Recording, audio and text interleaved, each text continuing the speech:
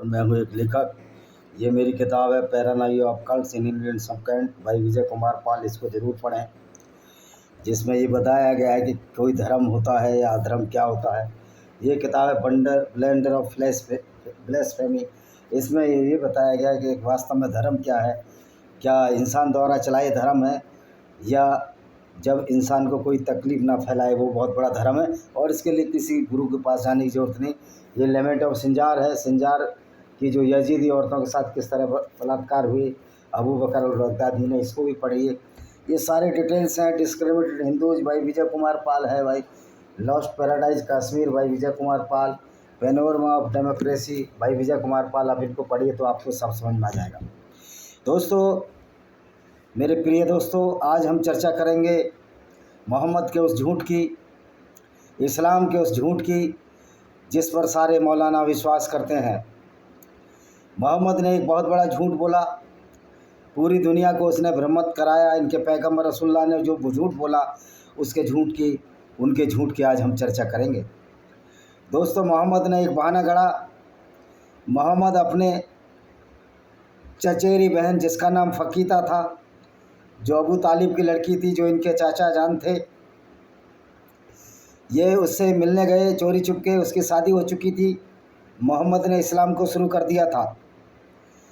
तो इनके बैठे बैठाए दिमाग में ख्याल आया कि मैं उम्मा हनी से मिलने चलता हूँ, जिसका नाम फ़कीता था। उम्मा हनी भी उसको कहते थे। मोहम्मद के चाचा अबू तालिब ने उनका रिश्ता मोहम्मद से देने से इनकार कर दिया था, क्योंकि मोहम्मद कुछ कमाते धमाते नहीं थे और झूठी फ़िलॉसफी और फ़लसफ़े में रहते थे, जिसको कि हम इस्लाम के नाम से जानते हैं। दोस्तों, ये उम्मा हनी के घर गए, पूरी वहाँ रात रुके और सुबह उठकर वहाँ पर चले गए, अपने घर चल दिए। जब ये उम्मा अपनी रात को गायब हो गए अपने घर से, और उम्मा हनी जो इनकी प्रेमिका थी, इनके चाचा की भी लड़की थी, उसके यहाँ रुके रहे। इनकी खोज भी नहीं हुई, तो ये कहीं भी नहीं मिले। इनके चाचा ने इनको ढूंढवाया, क्योंकि उम्मा हनी भी मक्का में ही रहती थी, शादीशुदा थी,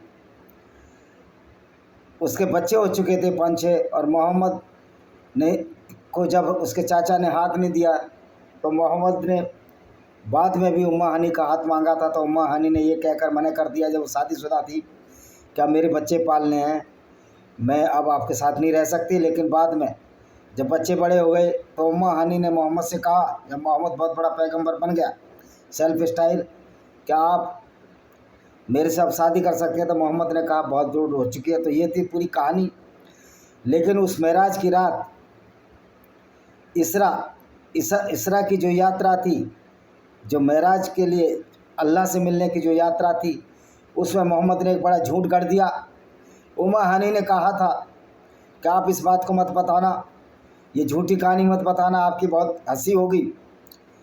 और फिर भी मोहम्मद ने कहा, मैं ये झूठी कहानी बताऊंगा, लोगों को चमत्कार करूंगा, लोगों को बेवकूफ़ बनाऊंगा और अपने पैगंबर होने का पक्का सबूत दूंगा। उम्मा हनी के मना करने के बावजूद मोहम्मद ने कहानी गढ़ दी कि मैं अपने कमरे में सोया हुआ था, ऊपर से एक घोड़ा आया, बुर्राक नाम का एक जानवर आया, जिसका सिर आदमी जैसा था और पूँछ घोड़े जैसी थी, और उसके साथ एक और फरिश्ता आया, जिब्रील फरिश्ता, जिनको मैं पहचानने लगा था। और छत से छत चीरकर वो मुझको ले गया, घोड़ा ऊपर ले गया, और पहले मुझे आबे जमजम, यानी कि जो कुआं जहाँ से मक्का के ये लोग पानी लाते हैं, वहाँ ले गया, मेरा दिल धोया। अब बताइए कौन बेवकूफ़ होगा, इतनी ओपन हार्ट सर्जरी होती हैं, दिल को बाहर निकाल कर रखा जाता है, कोई दिल धोता है क्या? और पानी से दिल धोने के लिए क्या होता है? हार्ट सर्जरी में अल्कोहल से या किसी ऐसी वस्तु से ओपन हार्ट सर्जरी में दिल को साफ़ किया जाता है, जिससे कि इन्फेक्शन ना हो जाए। और आबे जमजम का कुआं, तो वो कुआं था, इन्हीं की हदीसों में है कि जहाँ पर मरे कुत्ते, औरतों के मेंस्ट्रुअल साइकिल के कपड़े वगैरह पड़े रहते थे, और उसमें बदबू आती थी आबे जमजम में। तो वहाँ धोया और इनका दिल चाक किया, खोला यहाँ से यहाँ तक, और फिर सिल दिया, क्योंकि दिल को साफ़ करना था। जबकि सच्चाई है कि आदमी दिल से नहीं दिमाग से सोचता है। तो मोहम्मद जैसे कि एक उम्मी था, अनपढ़ था, जाहिल था, उसने वैसी ही कहानी गढ़ दी। और ऐसा कोई जानवर, बुर्राक जैसा जानवर, मैंने तो मास्टर डिग्री ली है जूलॉजी में, मैंने तो देखा नहीं। तो ये पहला झूठ उसने बोल दिया। फिर दूसरा झूठ बोला कि मैं बैतुल मुक़द्दस मैं वहाँ गया जो कि इज़राइल में है, जेरूसलम में है, और उस मस्जिद में नमाज़ पढ़ी।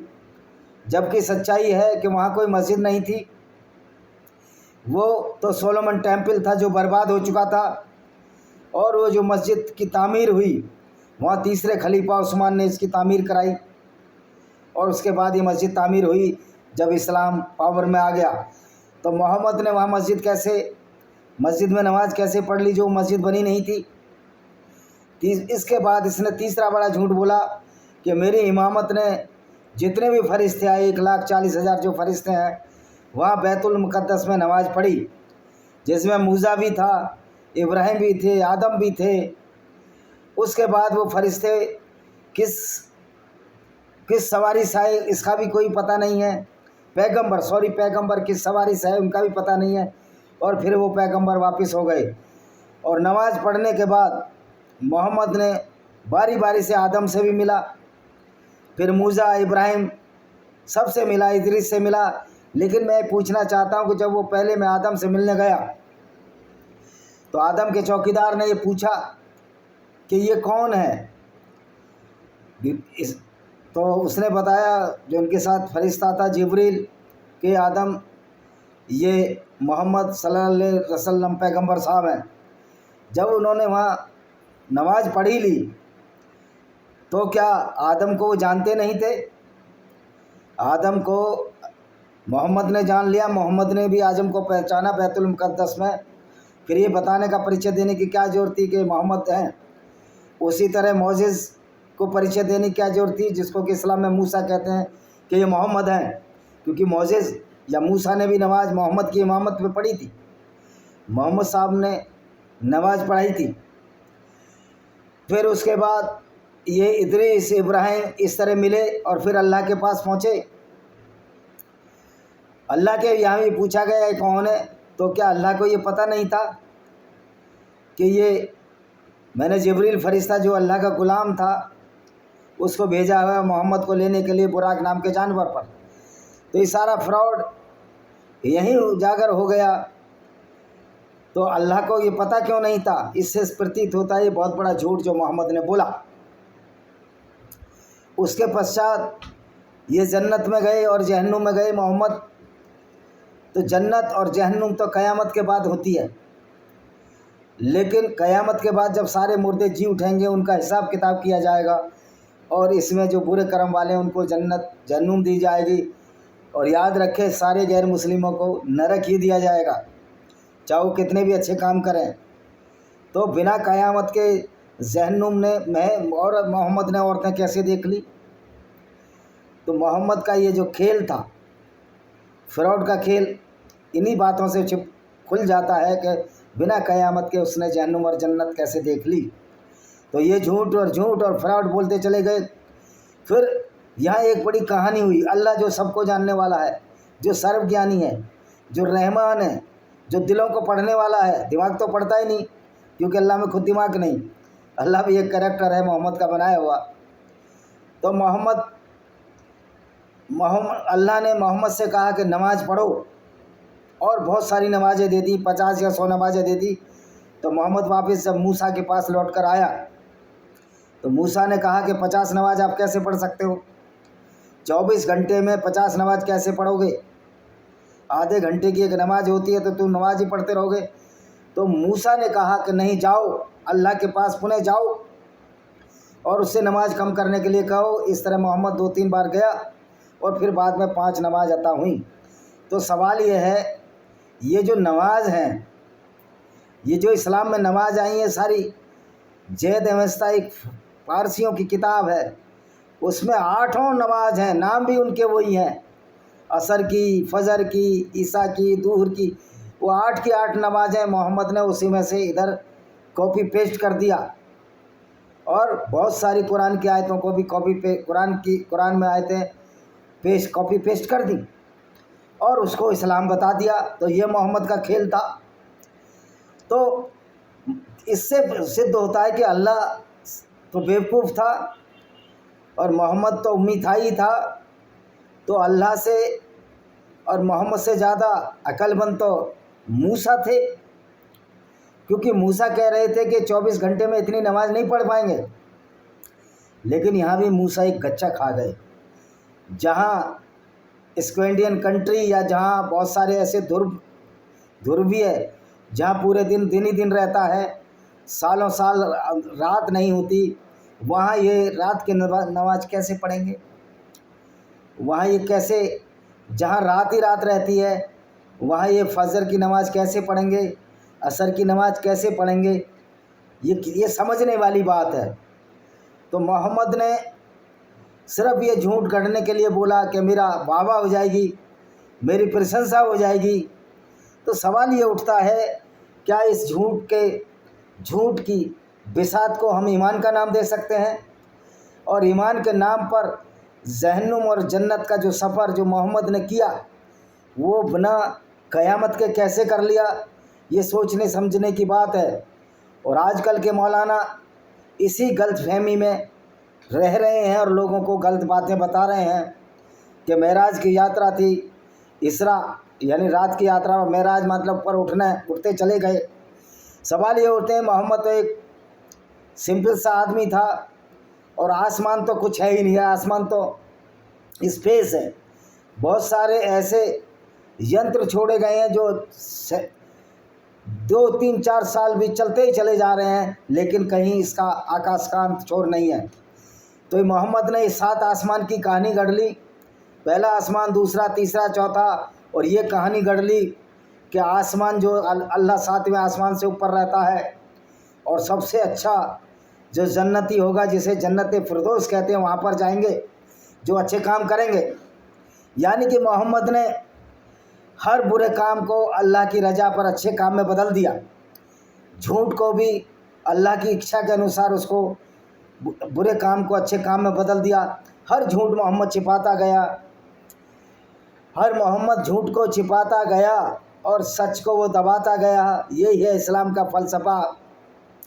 तो दोस्तों, मेरी बात ये समझ में नहीं आती कि मोसेस उससे अल्लाह से ज़्यादा काबिल है, ज्ञानवान है। तभी तो मोसेस ने कहा कि अल्लाह को कहो कि इतनी नमाज नहीं पढ़ सकते।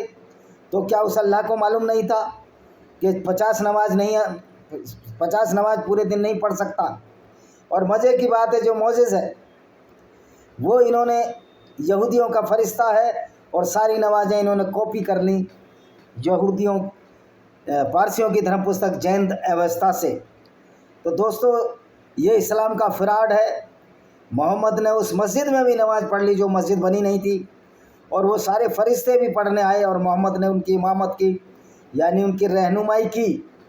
और मज़े की बात है, जब उन्हीं पैगंबरों से मिलने मोहम्मद गया तो मोहम्मद के पैगंबरों के चौकीदारों ने उनको पहचाना तक नहीं।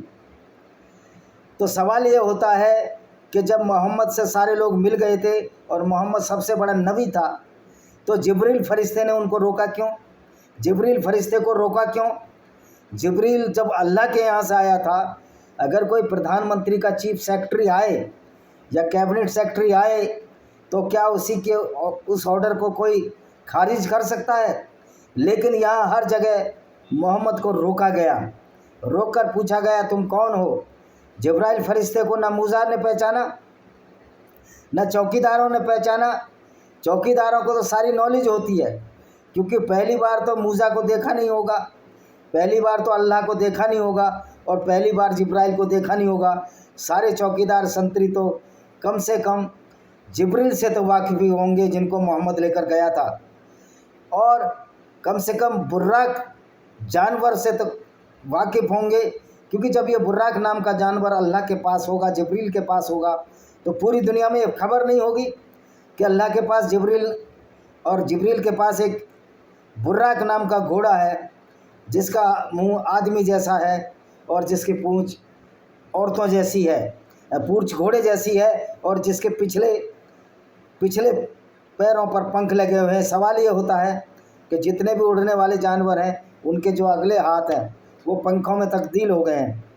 तो मोहम्मद को न साइंस का ज्ञान था, ना अल्लाह को साइंस का ज्ञान, ना मोजेज़ का साइंस का ज्ञान, ना इसको जिब्रील को साइंस का ज्ञान। पैगंबर की सारी कहानी थी। हम इसको पैगंबर का ही दोष देंगे कि पैगंबर ने ही झूठ बोला था, क्योंकि इनकी हदीसों में है। उम्मा हानी ने कहा है झूठी कहानी गढ़कर मत सिखाना, नहीं तो लोग आपके खिलाफ हो जाएंगे, आपकी मजाक बनेगी। लेकिन मोहम्मद ने कहा नहीं, मैं तो ये बताऊंगा, उससे मेरा रुतबा हासिल होगा। आज उस झूठ की वजह से, आज मोहम्मद के उस झूठ की वजह से इस्लाम की पोल खुल चुकी है, इस्लाम का सिराजा बिखर चुका है। सवाल ये है कि अल्लाह से ज़्यादा अक्लमंद मूसा है, तो फिर मूसा की पूजा क्यों ना करें? मोहम्मद से ज़्यादा अक्लमंद मूसा है, तो सवाल इस बात का पैदा होता है, जब मूसा जैसा जो पैगंबर था, जो कि इस्लाम का पैगंबर नहीं था, यहूदियों का पैगंबर था, उसने तो कहीं लड़ाई नहीं लड़ी, वो तो छोड़कर चला गया, मिस्र को और कनान चला गया।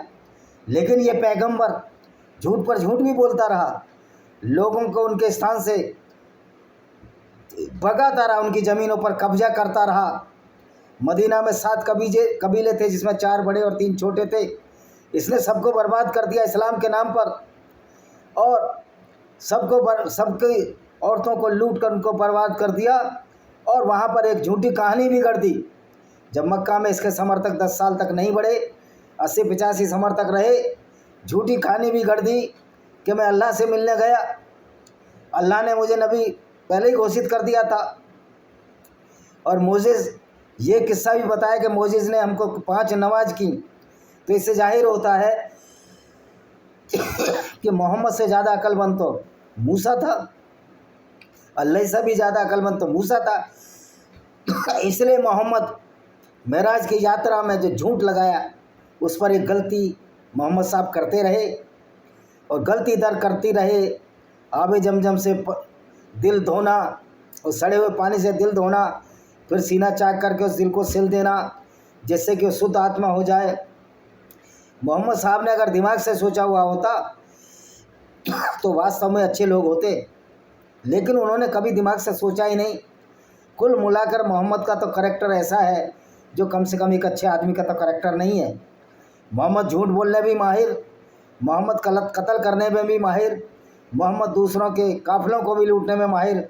और झूठ की कड़ी में एक बहुत बड़ा ये झूठ बोल दिया मोहम्मद ने कि मैं अल्लाह से मिलने गया, लेकिन अल्लाह का 7वें आसमान का पता आज तक किसी को पता नहीं है। कोई आसमान है ही नहीं, आसमान तो एक स्पेस खाली मात्र है। तो दोस्तों समझ गए होंगे कि मोहम्मद कितने बड़े झूठे थे, इसलिए लोग उनको झूठा नबी कहते हैं। इसी के साथ मैं इस वीडियो को विराम देता हूँ। वंदे मातरम, जय हिंद, आपका दिन शुभ हो।